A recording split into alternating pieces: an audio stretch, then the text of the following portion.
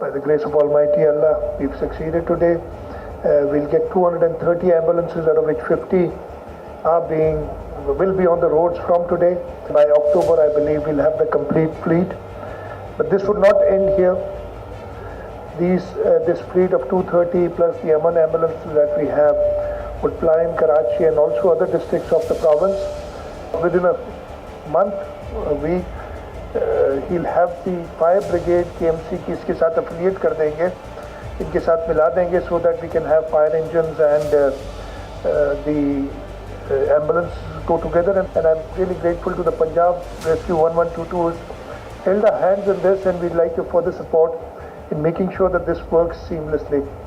Chairman Bilawal Bhutto Zardari, President Asif Ali Zardari का जो vision है उसको देखते हुए हम आगे बढ़ेंगे। अस्सलाम वालेकुम। सिंध हुकूमत ने किया एक बड़े मंसूबे का ऐलान। ये मंसूबा होगा कितना कारामद और आवाम हो सकेगी इससे कितनी मुस्तफ़ीद। मैं हूँ आतिफ यूसुफ, आप देख रहे हैं बनाम सरकार, जो कि है कराची की पुकार। आ जाइए मेरे साथ।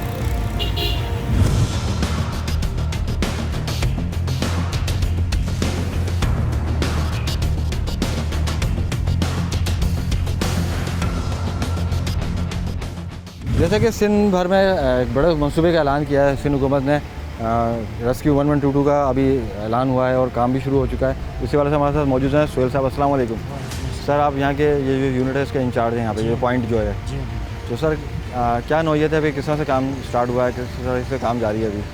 बेसिकली यहाँ पर जो है 3 शिफ्टों में काम जारी होता है। अच्छा। मॉर्निंग, इवनिंग, नाइट 8-8 घंटे की शिफ्ट्स होती हैं। यहाँ पर जो हमें व्हीकल असाइन की हुई है 13 व्हीकल असाइन हुई हैं। अच्छा सही। ठीक है, हमारे 13 की पॉइंट्स हैं जो PCHS, क्लिफ्टन, सदर, मलीर, इन एरिया को कवर कर रहे हैं। कराची भर में अलग अलग पॉइंट्स हैं। ठीक है, वैसे ओवरऑल जो है हमारे 5 स्टेशन हैं जी। ठीक है, नाज़माबाद है, गुलिस्तान जौहर है, बिन कासिम है और कोरंगी है। हर स्टेशन पे 13 व्हीकल्स असाइन हुई होते हैं जो डिफरेंट एरियाज़ को की पॉइंट्स हमारे दिए हुए होते हैं उनको कवर अप करते हैं। अभी हम PCHS के पॉइंट पे खड़े हुए हैं, तो यहाँ पे आपके पास 13 व्हीकल्स हैं यहाँ पे। जी सही है। तो कि स्टाफ वगैरह कितना है, किस तरह से काम कर रहे हैं आप लोग? 100+ स्टाफ होता है। अच्छा।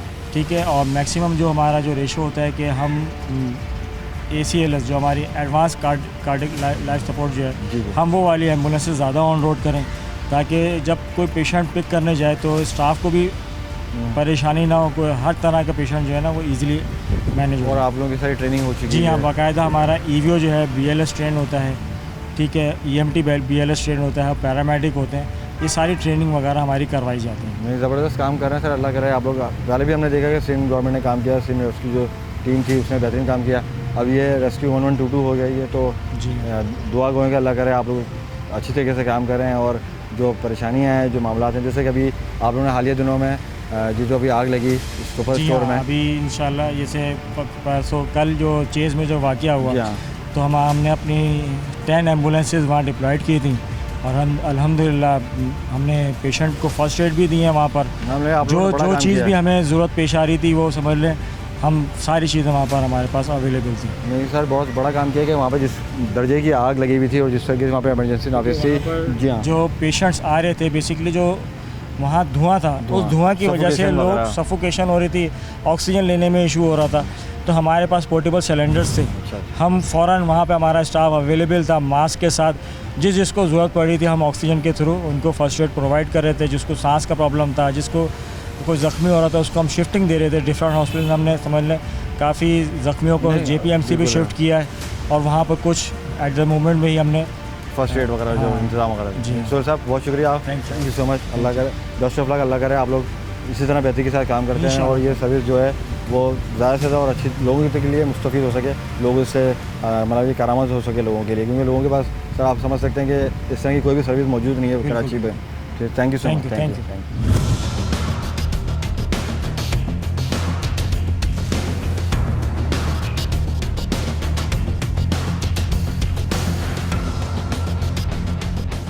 जैसे कि आपको पता है कि रेस्क्यू 1122 का इफ्तिताह हो चुका है, काम जारी है और यहाँ की स्टाफ की ट्रेनिंग भी हुई है। तो हमारे साथ मौजूद है अभी सरदार साहब। अस्सलाम वालेकुम। वालेकुम अस्सलाम। कैसे हैं आप, खैरियत से? अल्लाह का शुक्र है। तो सरदार साहब, आप लोगों की ट्रेनिंग हुई है या अभी आप लोगों की ट्रेनिंग कुछ बाकी है? ट्रेनिंग हुई है हमारी, हो गई है। सही है। तो ट्रेनिंग कहाँ से हुई है आप लोगों की सारी? ये लाहौर से हुई थी 1122। अच्छा, उन्होंने वहीं से सारी जी हाँ। आप लोगों को? तो रेस्क्यू की ट्रेनिंग वहीं से करी थी हमने। क्या क्या आप लोगों को सिखाया गया, किस तरह से आपकी किस नौकरी की ट्रेनिंग हुई है?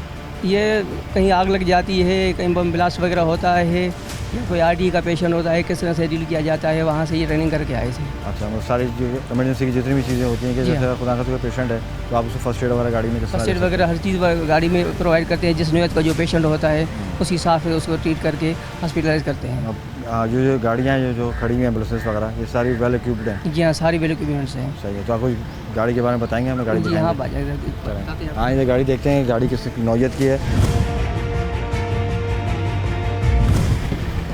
ओके जी, अच्छा, तो ये मतलब यहाँ पे तो सारी चीज़ें रखी ये हैं। हमारे इक्विपमेंट्स हैं। जी हाँ, ये हमारी सर्जिकल किट है। सही। ये हमारा ऑक्सीजन सिलेंडर है। जिस पेशेंट को ऑक्सीजन की नीड होती है तो हम पहले तो फोर्डेबल सिलेंडर होता है छोटा, घर से अगर पेशेंट पिक करते हैं उसी फोर्डेबल के साथ लेकर आ जाएंगे, तो यहाँ स्टेचर पे आके पेशेंट को इस ऑक्सीजन सिलेंडर ऑक्सीजन प्रोवाइड करेंगे। सही। उसके बाद जिस नौयत का पेशेंट होगा उस हिसाब से उसको डील किया जाएगा। अगर आरटी का पेशेंट है तो हमारे पास ये सर्जिकल किट है। अगर कोई स्टिच वगैरह लगाने पड़ते हैं तो हम उनको गाड़ी के अंदर ही स्टिच वगैरह लगाते हैं। गाड़ी के अंदर स्टिचिंग वगैरह लगा लेते हैं। अगर कोई चीज़ टूटी हुई, कोई टांग या हाथ टूटा हुआ है तो ये हमारे पास स्प्लिट कहलवाती है। अच्छा, ये जो यहाँ कहलाती है, उस बैंडेज के साथ इसको कवर करते हैं ताकि हॉस्पिटल में तो पेशेंट को जो है ज़्यादा तकलीफ ना हो और कोई मजीद फ्रैक्चर ना हो। उस हिसाब से पेशेंट को जो है वहाँ तक हॉस्पिटल करते हैं। सही, ठीक है। बाकी उसके अलावा और क्या क्या? ये नेबुलाइजर मशीन की ये नेबुलाइजर मशीन है। अगर पेशेंट एसओपी के साथ ये सांस सही नहीं आ रही, अस्थमा का पेशेंट है तो उनको नेबुलाइज किया जाता है इसी से। बाकी जो हार्ट के पेशेंट होते हैं या खुदा ना कोई और लाइफ सेविंग ड्रग होती है हमारे पास। अच्छा, जैसे कि मुख्तलिफ मेडिसिन से उनको वो दे के और वो इंजेक्शन वगैरह या मेडिसिन हो आईवी उसको करके हॉस्पिटल पहुंचाते हैं ऑक्सीजन के साथ। तो भाई अभी ये जो इक्विपमेंट रखे हैं बकिया जो इक्विपमेंट हैं इसमें बीपी वगैरह ये सारे? ये पेशेंट मॉनिटर है। अच्छा, पेशेंट मॉनिटर है जी। हाँ, सही। तो ये पल्स वगैरह बीपी वगैरह सीधे चेक करते हैं।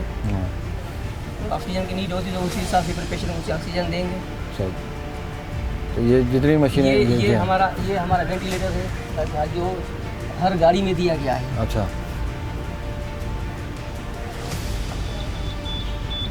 तो पेशेंट की ईटीटी पास होगी, वेंट पे पेशेंट होगा तो हम इसी के साथ अफोर्डेबल वेंट है, इसी के साथ उसको पेशेंट को शिफ्ट करते हैं। मतलब वैन की चीज़ फैसिलिटी जो है यहाँ पे इस गाड़ी के अंदर है। सही। तो ये जैसे ये पूरी मशीन जो है जो हार्ट बीट, हर चीज़, पल्स वगैरह, एनर्जी लेवल वगैरह इसी में आएगी पेशेंट मॉनिटर के अंदर। सही। उसके अलावा और सर क्या फैसिलिटीज़ दी जा रही हैं? जैसे तकरीबन ऑलमोस्ट जितनी भी इमरजेंसी की होती हैं वो तो आपने बता दिया। उसके अलावा और क्या? ये सक्शन मशीन है। अगर पेशेंट के एयरवे वगैरह कुछ क्लियर नहीं है, कोई चीज़ अंदर वो इनहेल किया है तो उसी के साथ हम इस पेशेंट को उसी सेक्शन से क्लीन करते हैं। सही। तो सर अभी आप लोगों ने ऑपरेशन किया, अभी जो क्या कहते हैं जो सुपर स्टोर में आग लगी तो उसमें आप भी मौजूद थे? नहीं, हमारा स्टाफ गया हुआ था। हमारी गाड़ियाँ गई हुई थी। सारे पेशेंट जितने भी थे वहाँ से उन्हें रेस्क्यू भी किए थे और जो ऊपर से पेशेंट थे उनको भी हमने डील किया था। जिनको हॉस्पिटल की नीड थी वहाँ अस्पताल हॉस्पिटल पहुँचाया था। बाकी कुछ पेशेंट को वहीं ट्रीटमेंट दे के फर्स्ट एड दे के रिलीज़ किया था। सही। तो अभी एक गाड़ी के अंदर कितना स्टाफ होता है? ड्राइवर है, उसके अलावा एक स्टाफ ईवी होता है, ड्राइवर होता है, एक ईएमटी होता है, एक सीनियर ईएमटी होता है, पैरामेडिक के साथ होता है। वो सारे वेल ट्रेंड हैं सारे? वेल ट्रेंड स्टाफ है। सही। ड्राइवर्स को भी BLS का कोर्स करवाया जाता है। हर महीने हमारी ट्रेनिंग होती है यहाँ पे। अच्छा। रिव्यू होता है सारे कोर्स जो भी किए हुए हमने अपग्रेड होने के लिए अपग्रेड होने के लिए हर महीने। तो नहीं, मैं भी जैसे कि देख रहा हूँ मशीन एम्बुलेंस जो देख रहा हूँ जिसमें जो मशीनें रखी हुई हैं, जो इक्विपमेंट रखा हुआ है उसमें सारा इक्विपमेंट वेल इक्विप्ड है। जैसे उन्होंने बताया कि वेंटिलेटर भी है, बाकी ये मशीन हैं जिसमें पल्स है, बीपी वगैरह है और एनर्जी की जितनी भी चीज़ होती हैं वो सारी इसमें निशानदेही कर रही है। जैसे एक हॉस्पिटल के अंदर होता है वो सारे मामला हैं। बाकी अगर किसी की टांग वगैरह टूट जाए तो उसके लिए ये फ्रैक्चर के लिए ये जी हाँ बाकी चीज़ें। बाकी ये जो इक्विपमेंट रखा हुआ है ये आप लोगों ने रखा हुआ है सारा। ये स्ट्रेचर है, जगह तंग होती है, फोर्डेबल स्ट्रेचर है। इसी के साथ पेशेंट को अगर जगह तंग है, गलियाँ तंग है तो इसी पे लेकर आ जाते हैं पेशेंट को। अगर पेशेंट ऊपर एम्बुलेंस नहीं जा सकती फ्लोर से, यहाँ पे एम्बुलेंस नहीं जा सकेगी। अगर पेशेंट ऊपर किसी फ्लोर से लाना है 5वें 6वें 7वें फ्लोर पे 11वें फ्लोर से भी यहाँ से लेकर आएगी। हमारे पास स्पैन बोर्ड होता है, इसी के साथ पेशेंट को नीचे लेकर आता है। सही। बाकी ये रस्सियाँ वगैरह जो रखी हुई हैं, बाकी जो इक्विपमेंट है ये किसके इस्तेमाल में आता है? ये हमारे रेस्क्यू के लिए। अगर कि कहीं भी हमें जगह नहीं मिल रही कि चलना होता है तो रस्सी के हिसाब से ऊपर चढ़ के हम कहीं जगह नहीं है, इतनी ट्रेनिंग हुई है नहीं है तो रस्सी के हिसाब से हम ऊपर चले जाते हैं। फिर उसी पेशेंट को उसी स्पैन बोर्ड पे लेके नीचे आ जाते हैं। मतलब आप लोग इतनी ज़बरदस्त ट्रेनिंग हुई है कि आप लोग रस्सी के थ्रू भी ऊपर जा सकते हैं? काफ़ी केसेस किए हैं, हमने डिलीवरी करवाई है इस गाड़ी के अंदर। अच्छा। सही ये हमारे पास गायनी किट है। अच्छा, ये सारी गायनी किट वगैरह सारी चीज़ें रखी हुई हैं। नहीं सर, ज़बरदस्त, मतलब ज़बरदस्त इक्विपमेंट है, ज़बरदस्त वेल इक्विप्ड एम्बुलेंस है, और जितनी भी चीज़ें होनी चाहिए, जो ज़रूरत की होनी चाहिए, वो सब इसमें मौजूद हैं। तो दुआ यही है कि जैसा कि ये स्टार्ट हुआ है ये रेस्क्यू का मनसूबा, इसी तरह ये चलता रहे और बहुत अच्छे बेहतरी के साथ चलता रहे। तो सर इसमें और क्या आप समझते हैं, क्या बेहतरी लानी चाहिए, क्या मामला होने चाहिए आगे, क्योंकि आप तो सर फ्रंट फोर्स हैं, तो आप बेहतर समझ सकते हैं इस चीज़ को। सबसे बड़ा मसला तो हमें ट्रैफिक के हवाले से आता है। ट्रैफिक की वजह से, जो इसमें ट्रैफिक में फंसते हैं आप मेन लोग। चीज़ यही है। हाँ, ट्रैफिक के हवाले से मसाले ज़्यादा हमारे पास पेश आते हैं। उसमें फंस जाते हैं तो पूरा प्रॉब्लम होता है। जी हाँ। उसमें तो मैं लोगों से इल्तिजा करूँगा हाथ जोड़ के, कि हमने भी रोडों पे देखा है कि एम्बुलेंस जब आती है तो खुदारा जगह दिया करें, रास्ता दिया करें, क्योंकि ये जो होते हैं इनके पास सेकंडों का वक्त होता है, मिनट भी नहीं होते, सेकंड्स होते हैं आप लोगों के पास। सेकंड्स होते हैं, बिल्कुल हकीकत है। एक सेकंड में इंसान की जान जा भी सकती है। अगर आप 5 सेकंड पहले पहुँचेंगे तो जिस चीज़ को नीड होगी तो वो उसको फर्स्ट एड दे के पेश करवा देगा, हॉस्पिटल तक पहुँचा देंगे। नहीं सर, बहुत शुक्रिया सरदार साहब आपका, आपने बड़ी ज़बरदस्त तरीके से समझा दिया पूरी एम्बुलेंस के बारे में। एम्बुलेंस क्या है, एक छोटा सा हॉस्पिटल है जो इंसान को एक उम्मीद के तौर पे उम्मीद दे सकता है यहाँ से हॉस्पिटल तक की, और उसमें सारी चीज़ें बेहतरीन है, चाहे वो किसी भी हवाले से हों, हार्ट अटैक हो जाए या खुदा ना खास्ता इमरजेंसी हो जाए या टांग वगैरह टूट जाए, तो हर चीज़ का यहाँ पे बेहतरीन तरीके से यहाँ पे प्लानिंग की गई है और वेल इक्विप्ड एम्बुलेंस है।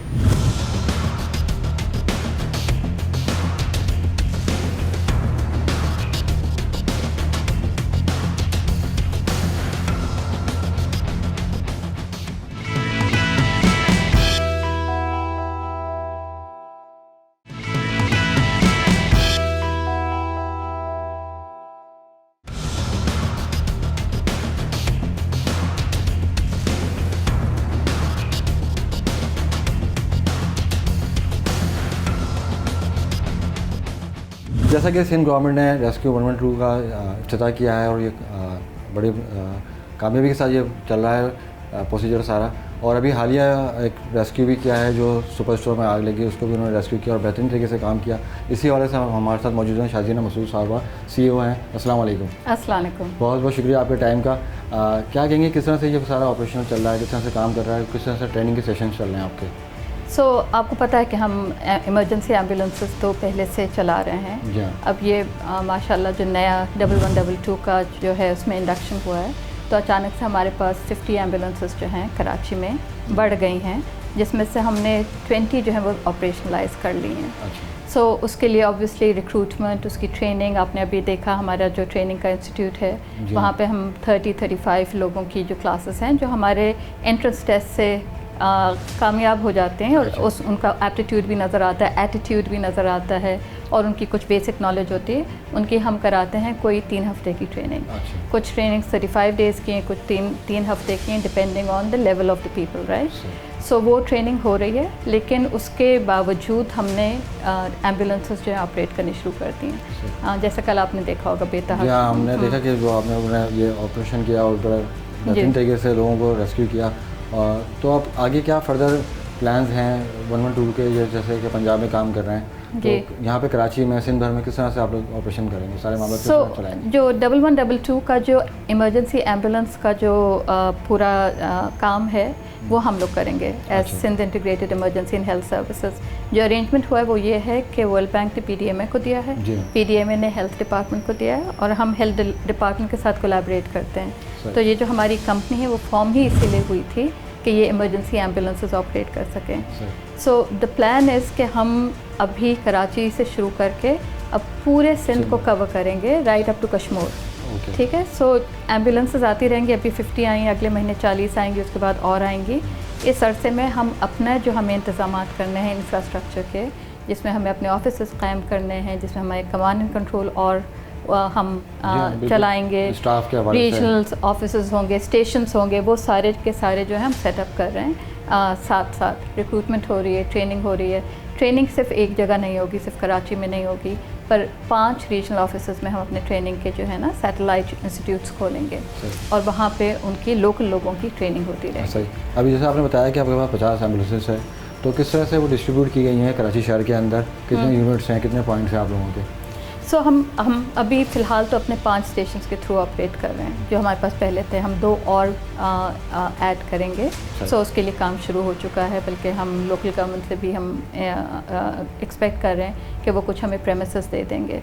लेकिन जैसे मैंने आपको कहा ना कि एम्बुलेंसेस तो एक हिस्सा है, उसके साथ 1122 का रेस्क्यू भी है पूरा, एक पूरा यूनिट है।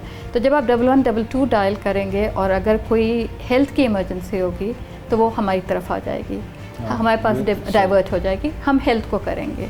जो फायर इंजन्स हैं, जो पुलिस है, जो दूसरा रेस्क्यू का है, वो 1122 वाले जो हैं उनको उधर डिपार्टमेंट वाइज काम होगा, डिपार्टमेंट वाइज कर देंगे। जब हम जगह पे पहुंचेंगे वहाँ पे ऑब्वियसली हम लोग कोलैबोरेट करेंगे।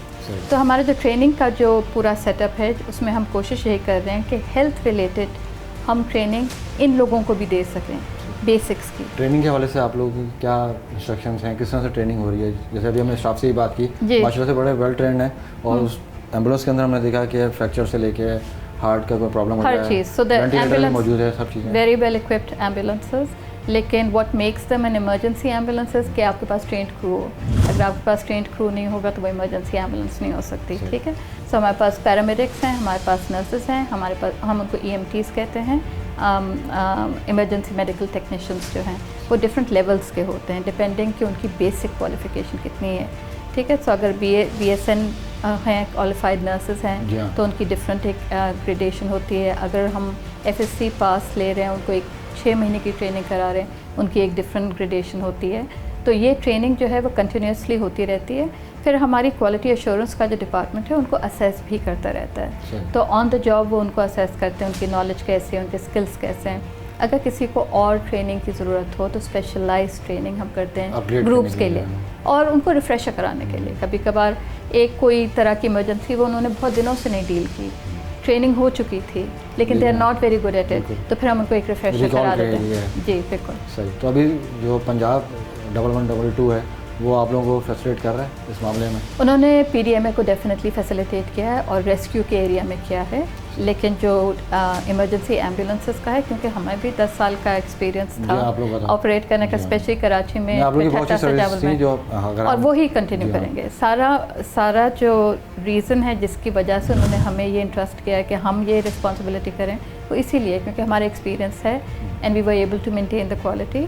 और हम कोशिश यही है हमारी इन ट्रेनिंग्स के थ्रू, क्वालिटी एश्योरेंस के थ्रू, सारे जो हमारी मॉनिटरिंग है उसके थ्रू कि हम क्वालिटी मेंटेन करें। सही। तो आखिर में ये बताइएगा कि सिंध गवर्नमेंट के साथ काम कर रहे हैं, आप लोगों का पहला एक्सपीरियंस है, तो आप लोग अपने इंडिविजुअली बहुत अच्छा आप लोगों ने परफॉर्म किया कराची भर के अंदर, हमने देखा। तो आगे क्या आप लोग उनसे तवक्का रखते हैं कि किस तरह से इसको और पॉलिश किया जा सकता है और ग्रूम किया जा सकता है 1122 को? सो देखिए, हमारी बहुत अच्छी रिलेशनशिप है डिपार्टमेंट ऑफ हेल्थ के साथ। हमारे बोर्ड पे चेयरपर्सन जो हैं वो minister of health and population welfare हैं, डॉक्टर अजरा पेचियो हैं। सेक्रेटरी हेल्थ भी हमारे बोर्ड पे हैं, DGPDMA भी हमारे बोर्ड पे हैं। तो इवन दो हम नॉन प्रॉफिट ऑर्गेनाइजेशन हैं, लेकिन इन लोगों की वजह से जो इंटरेक्शन होता है वो बहुत ही कोलैबोरेटिव होता है। वो हमारी सुनते हैं, हमें सपोर्ट करते हैं और हम अपनी रिपोर्टिंग और जो हमारे होती हैं चीज़ें वो हम के साथ डिस्कस करते हैं। तो एक हमारी बोर्ड मीटिंग इनफैक्ट अगले हफ्ते है। सो हमें हमारे लिए तो बहुत अच्छा रहा है अभी तक गवर्नमेंट ऑफ सिंध के साथ काम करने का। हम तो कर रहे हैं, पिछले 2 साल हो गए, 2018 के अक्टूबर से हम उनके साथ काम कर रहे हैं। पूरा आपने कोरोना जो है वो साथ गुजारा, वो उनके साथ गुजारा, उनकी वजह से सर्विसेज फ्री हुई।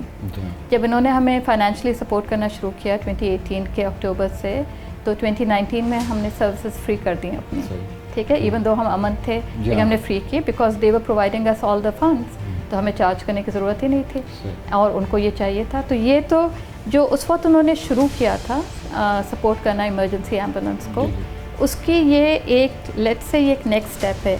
अल्लाह करेगा कि ये हम और भी बढ़ा पाएंगे और सपोर्ट मिलेगी और रिसोर्सेज मिलेंगे, क्योंकि सिंध में और कराची में इससे ज़्यादा एम्बुलेंसेस की एक्चुअली ज़रूरत है।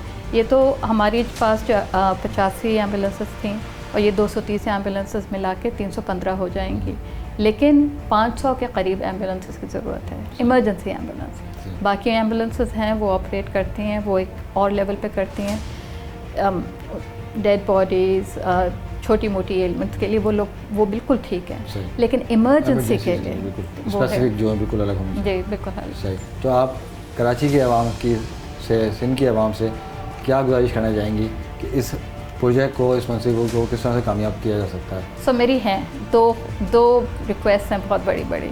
एक तो 1122 फ्री लाइन है, लेकिन प्लीज़ उसको रिस्पॉन्सिबली इस्तेमाल करें, ठीक है। जब आपको इमरजेंसी हो आप ज़रूर कॉल करें और हम फ़ौरन मौजूद होंगे। लेकिन अगर ऐसी वैसी कॉल्स आती रहेंगी तो जो असली है उसकी कॉल ब्लॉक हो जाती है या क्यू में चली जाती है।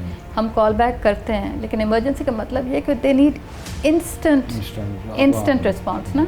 तो एक तो चीज़ ये है, और दूसरी चीज़ जो हम सालों से कहते आ रहे हैं, एम्बुलेंस को रास्ता दें। अभी भी हम भी यही रिक्वेस्ट करके आए कि आप लोग भी काम कर रहे हैं, स्टाफ भी काम कर रहा है, हर इदारा अपने तौर पर अपना असर डाल रहा है, लेकिन आखिर में जिम्मेदारी हमारी बनती है। बिल्कुल कुछ पता नहीं चलता कि कब आपके ऊपर मुसीबत आने वाली है। मिनट्स नहीं, आपके पास सेकंड्स होते हैं। बिल्कुल। और हमने ये देखा भी कि फायर ब्रिगेड के ऑफिस में हमने प्रोग्राम किया तो वहाँ पे हमें बाकायदा कंट्रोल रूम लेके गया, उन्होंने कहा आप सिर्फ 5 मिनट के लिए यहाँ पे बैठें और सिर्फ फ़ोन उठाते रहें। और मैंने फ़ोन उठाया तो वहाँ पे सिर्फ बिला वजह के और बदतमीजियों के कोई फ़ोन मैंने रिसीव नहीं किया।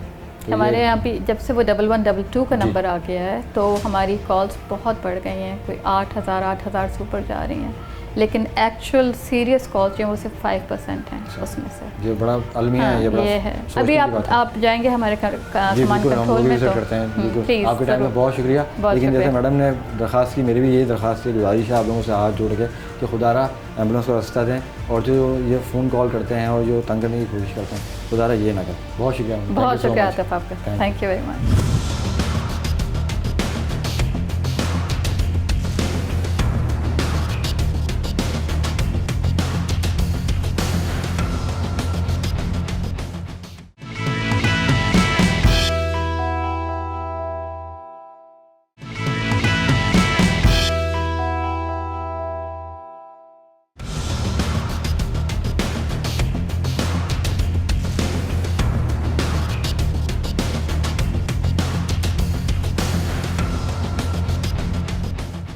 जैसे कि सिंध गवर्नमेंट ने 1122 का आगाज़ किया है और ये सर्विस बहाल कर दी गई है। सिंध में 2 दिन से 3 दिन से काम कर रही हैं और बड़े अच्छे तरीके से काम कर रही हैं।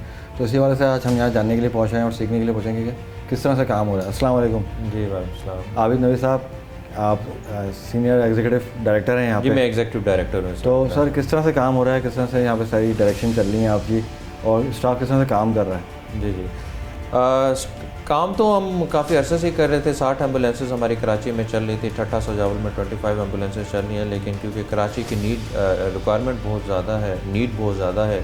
कराची की जो पॉपुलेशन है इसको तकरीबन 200+ एम्बुलेंसेस की नीड है और हमारे पास सिर्फ 60 थी। तो गवर्नमेंट ने जो है 2 दिन पहले हमें 30 एम्बुलेंसेस दी हैं, जिससे ये है कि लोगों की एक्सपेक्टेशंस बहुत ज़्यादा हैं हमारे साथ, क्योंकि 1122 टूल फ्री नंबर है, लोग कोई भी कॉल कर रहे हैं। अब तो गवर्नमेंट की सर्विस आ गई है, फ्री सर्विस है, क्यों नहीं देते, ये ऐसी इस तरह की बहुत सी कॉल्स हैं। पहले हमारे जो डेली जो इनकमिंग कॉल्स का नंबर था वो समवेयर 1500 के करीब था, लेकिन ये 2 दिन में हमारी कॉल्स का जो रेशो है वो 8500, मोर देन 8000 हमारी डेली की कॉल्स हो चुकी हैं। इसमें बाकी तो अगर मैं कैटेगराइजेशन इनकी करूं तो इसमें से only 400 and 450 are genuine call जिसमें एम्बुलेंस की नीड होती है। बाकी वो लोग हैं जो कि एक तो पेशेंट उनका नॉर्मल है, फिर भी वो वेट कर रहे हैं, कह रहे हैं कि हमें तो आपकी एम्बुलेंस चाहिए, अच्छा आपकी ही एम्बुलेंसेस चाहिए, आपकी ही चाहिए, हम वेट करेंगे, चाहे हमें 1 घंटा वेट करना पड़े, 2 घंटे वेट करने पड़े। तो वो लोगों को ये ज़रा समझने की ज़रूरत है, ये लाइफ सेविंग एम्बुलेंस है, ये लोगों की जान बचाने के लिए है। हमें कोशिश ये करनी चाहिए बीइंग ए रिस्पॉन्सिबल सिटीज़न कि हमें जब ऐसे कोई केस नज़र आता है जिसमें अगर हम कोई एम्बुलेंस ना आए या ऐसी एम्बुलेंस ना आए जिसमें आलात ना हो या ट्रेन स्टाफ ना हो या मेडिकेशन ना हो, तो वो कितना रिस्की हो सकता है उस पर्सन के लिए जिसको नीड है इस टाइम पे। तो हमें थोड़ा सा यहाँ रिस्पॉन्सिबिलिटी का मुजाहरा करना होगा। ये एम्बुलेंसेस जो हैं जदीद एम्बुलेंसेस हैं, इनमें तमाम किस्म का इक्विपमेंट है, वो इक्विपमेंट जो किसी भी किस्म की एमरजेंसी में जो है वो हमें हेल्प करता है हमारे स्टाफ को, और पेशेंट के को जो है उसकी जो केस है उसकी सिवियरिटी को उसको समझने में किया आपका। सॉरी अभी बात करता हूँ, आपने जिक्र किया एम्बुलेंस का, तो एम्बुलेंस किस तरह से डिज़ाइन की गई है, उसके अंदर क्या क्या इक्विपमेंट है, मेडिसिन के हवाले से, ड्रग्स के हवाले से, और जो इक्विपमेंट है उसके हवाले से?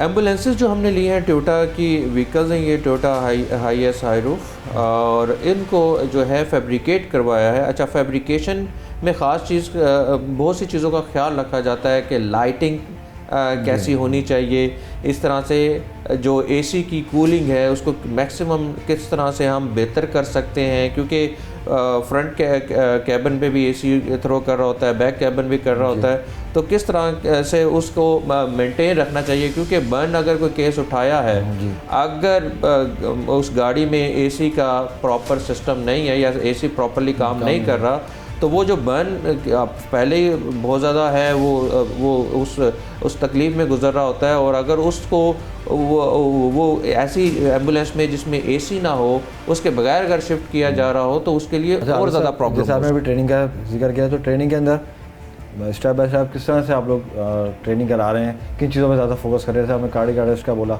और दीगर चीज़ों में बताया, तो किस तरह से उसको कैटेगराइज किया गया है ट्रेनिंग को? हमारी जो एक्रीडेशन हुई है इंटरनेशनल जो इंस्टीट्यूट है, इंटरनेशनल जो है वो बेसिकली उन इंस्टीट्यूट को ट्रेन करता है जिनके पास EMTs होते हैं, इमरजेंसी मेडिकल टेक्नीशियंस होते हैं एक्रीडेट को। उस इंस्टीट्यूट से हमारी एक्रीडेशन हुई है, और वो है इंटरनेशनल लर्निंग मेडिसिन इंस्टीट्यूट है, आयरलैंड में है ये। बेसिकली ये क्या करता है कि पहले देखता है कि आपकी ट्रेनिंग एकेडमी किस कैपेसिटी पे है, उसके अंदर जो इंस्ट्रक्टर्स हैं वो किस लेवल के हैं, उनके पास कौन कौन से कोर्सेज़ हैं जो उन्होंने इंस्ट्रक्टर के किए हुए हैं, क्योंकि पहले प्रोवाइडर कोर्सेज करने पड़ते हैं फिर इंस्ट्रक्टर कोर्स। एक अच्छी चीज़ ये है कि हमारे जो इंस्ट्रक्टर्स हैं वो इंटरनेशनली सर्टिफाइड है। International academy of emergency medical dispatcher के प्रोटोकॉल्स हैं जो पाकिस्तान में हमारे अलावा कोई भी यूज़ नहीं कर रहा, उन प्रोटोकॉल्स के ऊपर भी वो ट्रेंड है।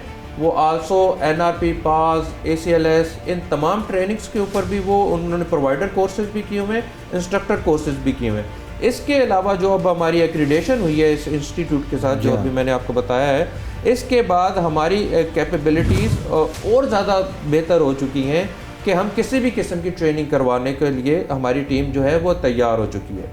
कैसे? देखिए, हमारे पास 4 ट्रेनिंग के मॉड्यूल्स चल रहे हैं। एक मैंने आपको पैरामेडिक का बताया है, एक मैंने नर्स का बताया है, एक मैंने ड्राइवर का बताया है। अब जो हमने स्टार्ट किया है नॉन नर्सिंग मॉडल है।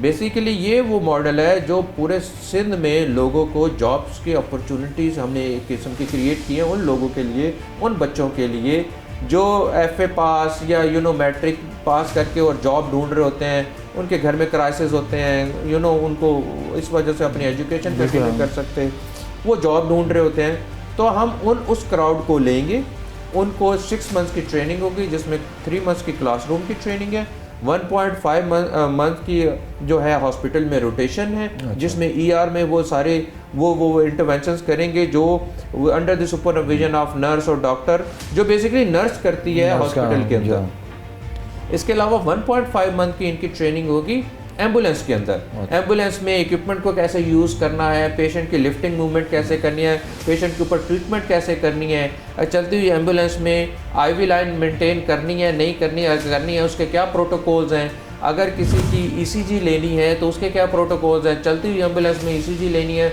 तो उसके क्या प्रोटोकॉल्स हैं, ये सारा वो 1.5 महीने में सीखेंगे। 6 मंथ्स के बाद वो पैकेज रेडी होगा और वो पैकेज जो है फिर वो रेडी हो जाएगा एम्बुलेंस में ड्यूटी परफॉर्म करने के लिए। अब आप खुद देखें, पूरे पाकिस्तान में नर्सेज की बहुत ज़्यादा शॉर्टेज है, हॉस्पिटल्स में भी इसी तरह से हर नेटवर्क में। तो इस चीज़ को, इस गैप को फिल करने के लिए हमने नॉन नर्सिंग मॉडल इंट्रोड्यूस किया है। नर्सेज भी हम लेकर चल रहे होंगे, पैरामेडिक्स भी लेकर चल रहे होंगे, और ये नॉन नर्सिंग जो है स्टाफ है इनको भी लेकर किसी भी तरीके से आपको स्टाफ की कमी महसूस ना हो। जी, और इनको उन्हीं प्रोटोकॉल्स के ऊपर ट्रेन किया जाएगा जो जिन पे नर्सेज को किया जा रहा था। हाँ, इसको लीगली साइड पे हमने कैसे कवर किया है कि हमारे कमांड एंड कंट्रोल सेंटर में मेडिकल ऑफिसर्स बैठे होंगे जो इनको इंस्ट्रक्ट कर रहे होंगे, क्योंकि कमांड एंड कंट्रोल, अभी हम इस इंटरव्यू के बाद चलेंगे, कमांड एंड कंट्रोल सेंटर भी आपको दिखाएंगे।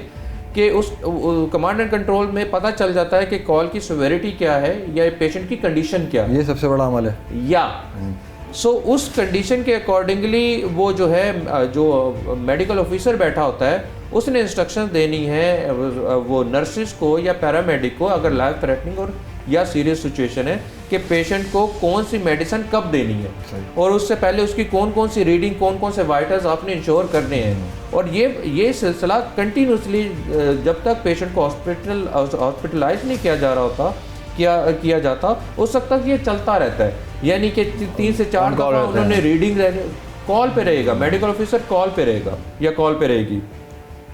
उसने अब जो एम्बुलेंस का क्रू है उसने हर 15 मिनट के बाद पेशेंट की कंडीशन बतानी है इसे। अच्छा। अब पहले हमने जो मेडिसिन दी उसके बाद वाइटल्स अब ये हो चुके हैं, अगर इम्प्रूवमेंट आ रही है तो विच इज़ गुड, लेकिन अगर ऐसा कोई केस बन रहा है जिसमें इम्प्रूवमेंट नहीं आ रही तो फिर उसमें फिर डेफिनेटली हमारे पास जो एक्सपर्ट्स डॉक्टर्स हैं, हमारे पास जो बहुत पुराने काम कर रहे हैं, फिर उनकी भी इंटरवेंशन की अगर नीड होती है तो वो भी हम करवा रहे होते हैं, वो जिसकी एक्सपर्टीज, क्योंकि प्री हॉस्पिटल साइड है ना बहुत कम लोगों को, और डॉक्टर के लिए उस वक्त डिसीजन लेना मुश्किल हो जाता है जब उसके सामने पेशेंट ना हो। ये अब ये है कि आपको आपका स्टाफ बता रहा है और वो जो पेशेंट है वो एम्बुलेंस के अंदर है, अगर तो डॉक्टर के सामने हो तो फिर तो कुछ और होता है। अभी आपने कॉल्स का जिक्र किया है, जैसे आपका यहाँ पे स्टाफ काम कर रहा है, जैसे आपने बताया कि 8000 कॉल्स आ गई हैं, बहुत ज़्यादा आपके पास वर्कलोड बढ़ गया, तो इसमें जो फेक कॉल्स हैं, जो तंग करने वाली कॉल्स होती हैं, उसकी कितनी परसेंटेज है, वो किस तरह टैकल कर रहे हैं? वो हमें अंदाज़ा है किस तरह? बहुत मुश्किल काम है वो। ओनली अब आप देखें कि 8000 अगर आपके पास कॉल्स आ रही हैं उसमें आप ओनली 400 केसेस को अपनी एम्बुलेंसेस दे रहे हैं, बाकी सब कॉल्स वही हैं तंग करने वाली, फेक कॉल्स हैं वो फेक नॉट फेक कॉल, वो है नो रिस्पॉन्स कॉल्स हैं, क्यों किड्स म्यूजिकल कॉल्स हैं, इसी तरह से क्यों अब्यूजिव लैंग्वेज यूज़ कर रहे हैं, कुछ प्रैंक कॉल्स कर रहे हैं, कुछ अपने मोबाइल टेस्ट कर रहे हैं कि भाई मैंने मोबाइल अपना रिपेयर करवाया है तो इसको मैंने देखना है कि अब ये सही कर, तो इस तरह की कॉल्स आ रही हैं। तो यहाँ थोड़ा सा लोगों को अपने रिस्पेक्ट, देखें ये हमारा मुल्क है, हम पहले सब रोते हैं, सब परेशान हैं, सब परेशान हैं कि ये क्या हो रहा है, वो क्या हो रहा है, हम क्या कर रहे हैं, हमने पहले ये देखना है, हमने अपने बच्चों को देखना है वो क्या कर रहे हैं। अगर हम अपने इर्द गिर्द रिस्पॉन्सिबिलिटी का मुजाहरा करें तो बिलीव मी बहुत जल्दी हम चेंज ये बिल्कुल सही कह रहे हैं। हम लोग ये शिकायत तो करते हैं कि सर्विस नहीं है, जब सर्विस इस तरह की आती हैं 11 22 या दूसरी अमन के हवाले से थी तो, लेकिन इस तरह के रिस्पॉन्ड कर रहे हैं। अभी ये टोल फ्री नंबर हो गया है, अगर वो चार्ज होता तो इस तरह का आपके पास मामला नहीं होता मेरे ख्याल से। हाँ मीन्स अब आप लोगों का अंदाज़ा थोड़ा सा समझना ये चाहिए। देखें ना, मैंने जैसे आपको बताया कि कार्डियक अरेस्ट है, इसी तरह से हमारी अभी तक हमारी एम्बुलेंसेज में 550 बेबीज़ डिलीवर हुए हैं। अब देखें कि वो उस माँ को अगर आप लोग तंग करेंगे जिस टाइम पे जेन्युइन एक किसी माँ को नीड है इस एम्बुलेंस की और उसके अटेंडेंट कॉल कर रहा है और उस टाइम पे अगर आपके ये जो है डिस्टर्बिंग कॉल्स हैं ये अगर बार बार नंबर को इंगेज कर रही, बिजी कर रही हैं, तो कौन हिट होगा, कौन इफेक्ट करेगा इस चीज़? डेफिनेटली वो माँ जिसको इस टाइम पे नीड है, जो बनने जा रही है माँ या वो उस कंडीशन में है, और भी कोई इमरजेंसीज है, और भी कोई मैंने इसलिए दी ये वाली, बिल्कुल सही, आप समझ सकता हूं मैं, इसकी सेवेरिटी लेवल का अंदाजा होना चाहिए लोगों को। सही। अब वो तो इमरजेंसी तो कोई भी इमरजेंसी हो सकती है ना, लेकिन जाहिर सी बात है वो जो टाइम होता है एक फीमेल पे वो बड़ा क्रूशल टाइम होता है। लेकिन सारी जिम्मेदारी ये है उस कॉल पे जाएगी मेरे हिसाब से, अगर खुदा ना खास्ता कोई ऐसा इमरजेंसी को कोई प्रॉब्लम क्रिएट हो जाती तो मेरे हिसाब से वो पूरी जिम्मेदारी उस कॉल पे जाती है। जी जी जी। और खुदा ना खास्ता कोई ऐसा हादसा हो जाता है या कोई रिस्पॉन्ड नहीं कर पाते आप लोग, तो आपके जो कंट्रोल रूम है चलें आपको हम वो भी देखते हैं कि आपने बताया कि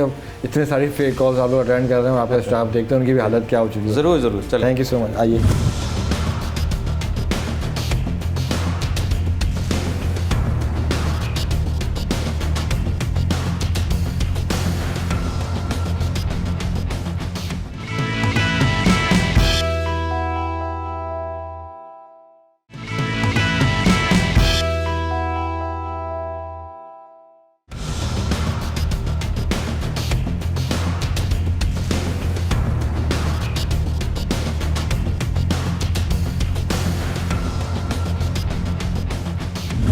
तो आपके ये कंट्रोल रूम की तरफ। जी जी बिल्कुल सही। तो ये 24 आवर यहाँ पे कंट्रोल रूम जो है वो, ये जी इस सर्विसेज का आप समझ लें कि ब्रेन है। अच्छा सही। ये 24/7 है। सही। ये हमारा कमांड एंड कंट्रोल है। सही है। आपको इस रो में इमरजेंसी मेडिकल डिस्पैचर्स हैं जो कॉल टेकर्स कहलाए जाते हैं, हमारी लैंग्वेज में इन्हें इमरजेंसी मेडिकल डिस्पैचर्स कहते हैं। हम आसान अल्फाज में ताकि लोग समझ सकें। हाँ, तो उसमें जो भी कोई कॉल कॉल आती करता है है, तो हमारे पास ये जो एजेंट है इन एनी शिफ्ट 8 लाइंस हैं हमारे पास। ये नॉर्मल पीटी सेल के नंबर हैं जिनके ऊपर हमने 1122 मैप करवाया हुआ है। सही। कोई भी कॉल करता है 1122 तो कॉल हमारे पास यहाँ आती है। सही है। ये जो कॉल टेकर्स हैं ये जो है ये सर्टिफाइड हैं ऑन दीज प्रोटोकॉल्स। अभी मैं आपको प्रोटोकॉल बताता हूँ। प्रोटोकॉल्स हमारे जो हैं international academy of emergency medical dispatchers के प्रोटोकॉल्स हैं जो मेडिकल प्रायोरिटी डिस्पैच सिस्टम के नाम से। ये बेसिकली इंटरनेशनली जो ये कोई भी सर्विसेज है ना उसके 3 कंपोनेंट्स होते हैं, police, rescue, fire and medical. हमने जो कंपोनेंट अभी तक लेकर चल रहे हैं ईयर 2010 से वो है मेडिकल का। अब जो मुर्तज़ा वहाब ने अपनी स्पीच में भी कहा था कि हम पुलिस को भी इसमें लेकर आएंगे और रेस्क्यू और फायर को, यानी कि मेडिकल प्रोटोकॉल पहले ही हैं, पुलिस के प्रोटोकॉल लेने हैं और रेस्क्यू एंड फायर के लेने हैं, तो ऑटोमेटिकली वो एक सेंट्रलाइज जो है वो सर्विसेज होंगी। ये जो आप स्टाफ देख रहे हैं ये साइंस ग्रेजुएट है। सही। इनको फिर कम्प्रिहेंसिव ट्रेनिंग प्रोग्राम है हमारा इनके लिए जो मैंने आपको बताया MPDS का, वो उस पर इनकी ट्रेनिंग होती है। तकरीबन 1 मंथ की इनकी ट्रेनिंग है। इनको बताया जाता है कि कॉल कैसे लेनी है, प्रोटोकॉल्स के तहत कॉल लेनी है। मैं भी आपको प्रोटोकॉल भी शो करता हूँ कि कौन से प्रोटोकॉल्स हैं। सही। ये जो मैं प्रोटोकॉल की बार बार बात कर रहा हूँ ये इंटरनेशनल अकेडमी के प्रोटोकॉल्स हैं। ये बेसिकली गाइडलाइन है कि अगर कॉल लेनी है तो आपको किस तरह से कॉल लेनी है। यानी कि पहले उसका एड्रेस पूछा जाएगा, फिर उसका फ़ोन नंबर पूछा जाएगा, फिर उससे पूछा जाएगा कि अब बताएं आपके पेशेंट को हुआ क्या या आपको क्या हुआ है। सही। अगर कोई पर्सन कहता है कि मेरे पेशेंट को ब्रीदिंग प्रॉब्लम है या मेरा पेशेंट जो है अनकॉन्शियस हो गया, तो फिर वो फर्दर उस कंप्लेन में चले जाएंगे। जैसे ये मैंने कहा ब्रीदिंग प्रॉब्लम, तो ब्रीदिंग प्रॉब्लम में जाएगा और इधर भी कुछ सर्टन क्वेश्चंस है वो करेगा। सही। अच्छा, लोग नॉर्मली हमसे ये भी पूछते हैं कि इतने ज़्यादा क्वेश्चंस आप लोग क्यों करते हैं। वो इसलिए कि उसकी 2 रीज़न्स हैं। एक तो हम सेवेरिटी लेवल आइडेंटिफाई रीज़न को समझ सके कि पेशेंट के साथ इस टाइम पे उसकी कंडीशन क्या है, फिर उसकी सेवेरिटी लेवल क्या है, क्या वो लाइफ एंड डेथ की सिचुएशन में तो नहीं है, या वो सीरियस तो नहीं है, या वो नॉर्मल है।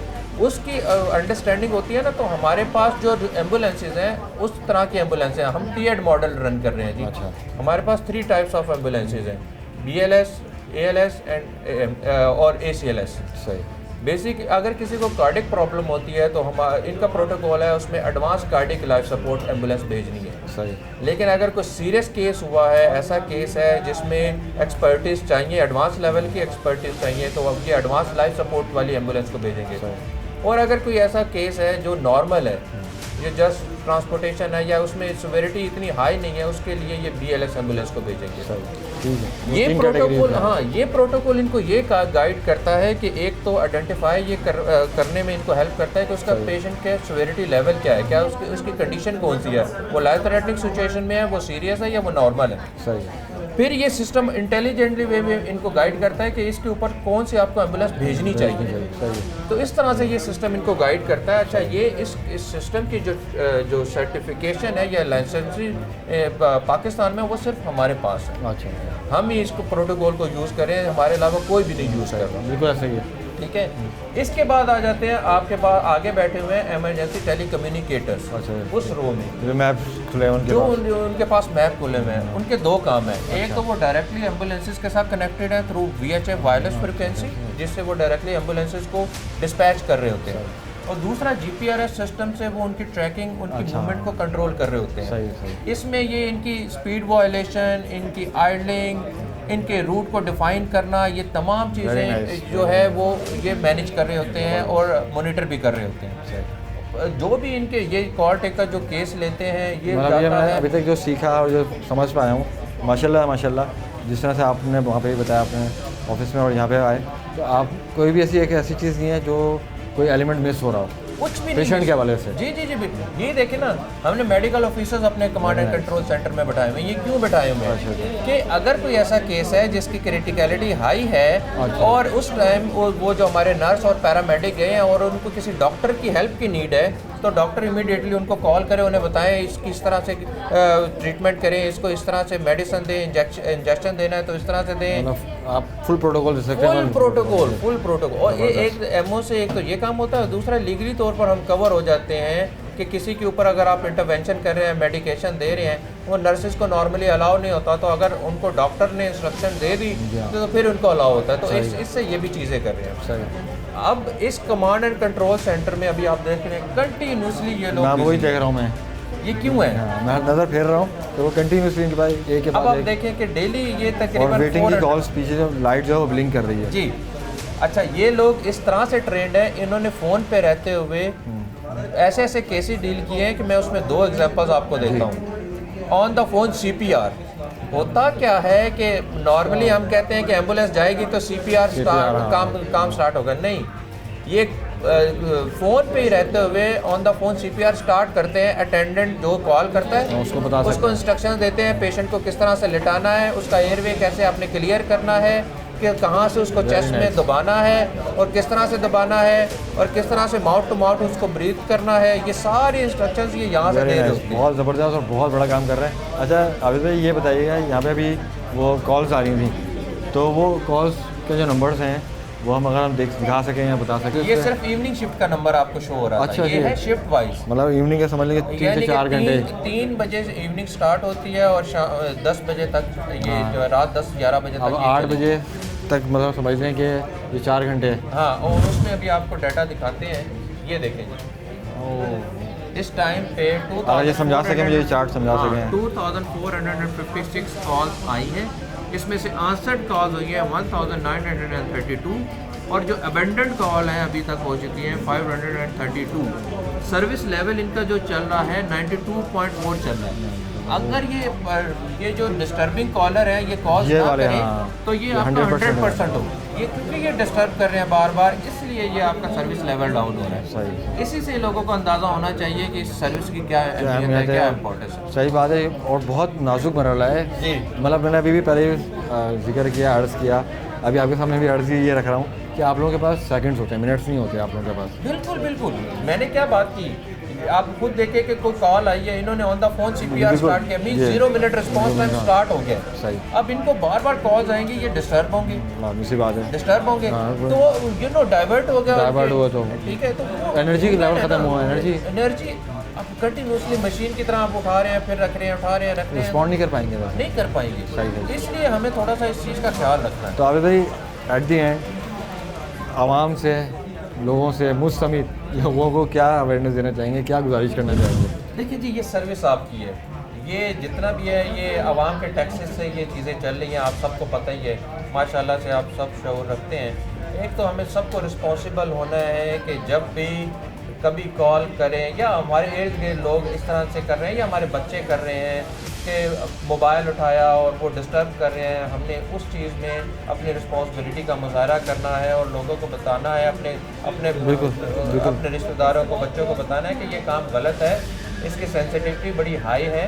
अगर ये हम करेंगे तो किसी बेचारे को जिसको जेन्युइन इशू है उसको एम्बुलेंस मिलनी चाहिए, रिस्पॉन्ड नहीं कर पाएंगे, वो ना मिल पाए। और दूसरी चीज़ ये है कि हमारे जो हॉस्पिटल्स हैं उनको थोड़ा सा रिस्पॉन्सिबिलिटी का मुजाहरा करना है कि क्योंकि होता ये है कि हम क्रिटिकल जब पेशेंट लेकर जा रहे होते हैं, बहुत से हॉस्पिटल हमसे पेशेंट नहीं लेते। अच्छा, वो इसलिए नहीं लेते कि वो क्योंकि बहुत से मीडिया में हमने भी देखा है, आप लोगों ने भी देखा होगा कि अस्पतालों में अटेंडेंट ने तोड़ फोड़ कर दी, कोई मरीज़ मरा तो उन्होंने अस्पताल के अंदर तोड़ फोड़ कर दी, तो बेचारे हॉस्पिटल भी क्या करें, वो उनको भी सिक्योरिटी अपने स्टाफ की वो ख्याल रखना पड़ता है, तो वो इस तरह के केसेस को लेते ही नहीं है। अब हमारे पास तो कोई भी केस आएगा हम उसको उठाएंगे और हॉस्पिटल लेकर जाएंगे। अब हॉस्पिटल से हम परमिशन नहीं ले सकते कि इस पेशेंट को लेकर आए, क्योंकि वो अटेंडेंट को उस टाइम पे उसकी जो कंडीशन होती है वो हमें अंदाज़ा है कि उससे हम कोई बात भी करेंगे हमें मारेगा या हमारे खत्म हो जाती है, वो अब्यूज़ करेगा हमें।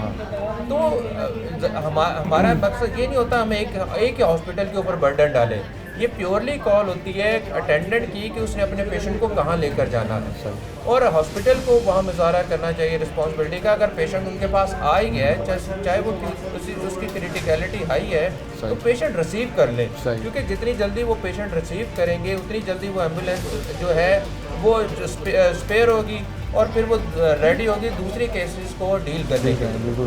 और तीसरी चीज़ ये है कि हमारी जो एम्बुलेंसेज जब रोड पे चल रही हो तो प्लीज़ सबसे इम्पोर्टेंट सबसे ज़रूरी चीज़ कि उसको रास्ता दें। उसको रास्ता देंगे वो जल्दी रिस्पांस टाइम होगा।